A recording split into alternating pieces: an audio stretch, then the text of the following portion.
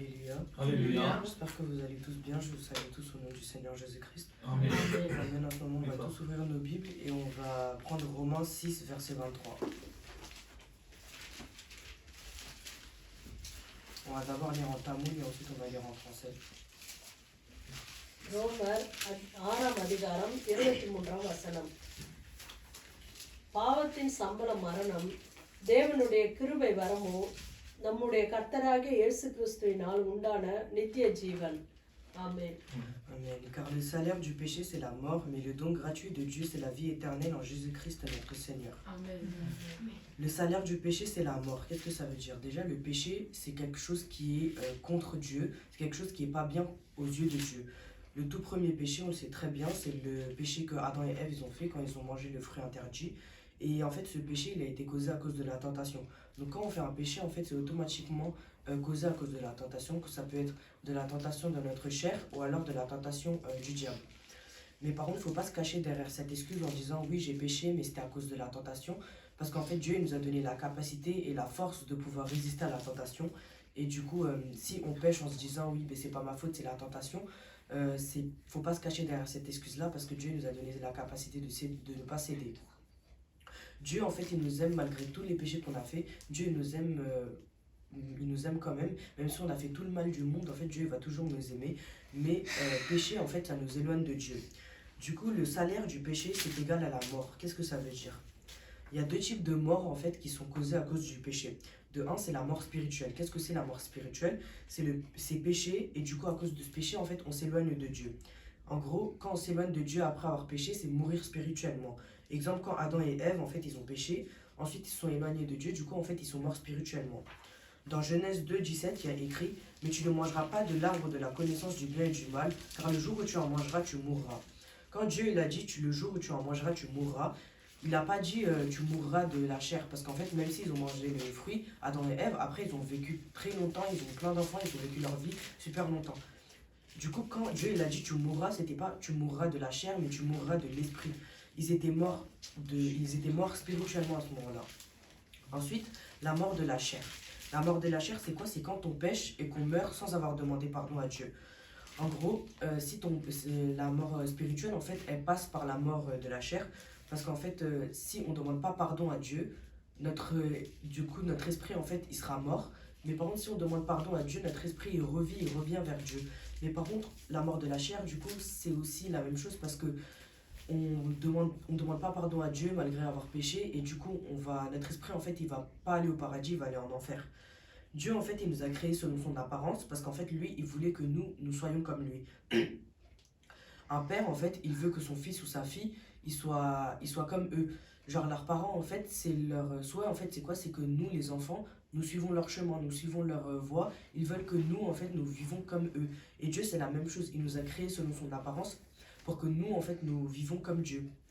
Mais malgré tout, en fait, Adam et Ève, ils ont été créés par l'apparence de Dieu, mais ils ont été tentés par le diable. Le diable était venu sous l'apparence d'un serpent et ils ont été tentés par le diable. Et du coup, ils ont péché. Et ça, en fait, ça les a éloignés de Dieu. Dieu, en fait, c'est Dieu. Il connaît ce qui est mal et ce qui est bien. Il fait la différence entre ça. Et du coup, Dieu, il va pas pécher parce qu'il sait très bien qu'est-ce que c'est le mal, qu'est-ce que c'est le bien. Il va pas pécher. Et du coup, si nous, on a été créés selon l'apparence de Dieu et qu'on pêche, on n'est pas comme Dieu. On ne réalise pas le souhait de Dieu qui est que nous vivons comme Dieu parce qu'il nous a créés selon son apparence. Et nous, on doit être comme Dieu. Quand on pêche contre quelqu'un et qu'à cause de ça, on est en embrouille avec cette personne, on ne sera pas en paix avec cette personne parce qu'en fait, imaginons demain j'ai mon ami, je fais quelque chose que mon ami n'aime pas et du coup on est en embrouille à cause de ça, on ne sera pas en paix. Et la base du christianisme, en fait, ce que Dieu nous apprend, c'est l'amour. On doit propager partout l'amour et la paix. On ne doit pas être en guerre avec tout le monde, en fait, on doit toujours propager l'amour et la paix envers tout le monde. Et la personne, en fait, qui viendra mettre la paix entre nous, ce sera Dieu, ce sera toujours Dieu qui va venir tout régler dans ces moments-là. Donc en fait, les péchés, ils peuvent très bien nous toucher dans notre relation avec Dieu et aussi dans notre relation avec des personnes. Après, il y a des péchés qui sont non mortels. C'est des péchés en fait qui sont causés par la conscience. Les péchés qui sont causés par la conscience ou par notre conscience, des péchés naturels en fait. C'est comme des péchés en fait, exemple la colère ou la jalousie. c'est des péchés qu'on ne contrôle pas. Mais par contre, c'est pas le fait d'être en colère ou d'être en jalousie, comme je l'avais dit dans mon dernier message. C'est pas le fait d'être en colère ou d'être jaloux, en fait, qui est le péché, c'est les actes qu'on peut faire en étant dans ces sentiments-là.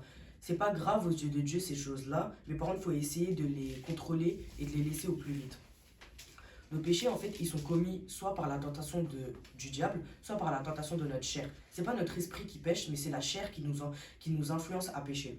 Et c'est pour ça, en fait, Dieu, il nous dit de jeûner. Jeûner, en fait, on peut très bien jeûner pour que nos prières soient réalisées, pour les prières, pour quand on prie pour quelqu'un d'autre, pour quand on a peur, comme papa il avait dit dans son message, ou sinon, en fait, jeûner, ça a une autre particularité, c'est que quand on jeûne, on affaiblit notre chair. Et du coup, notre chair, elle n'aura pas la force de pouvoir pécher. C'est pour ça que Dieu, en fait, il nous dit de jeûner, comme ça, notre chair, elle sera affaiblie afin qu'on ne puisse pas pécher.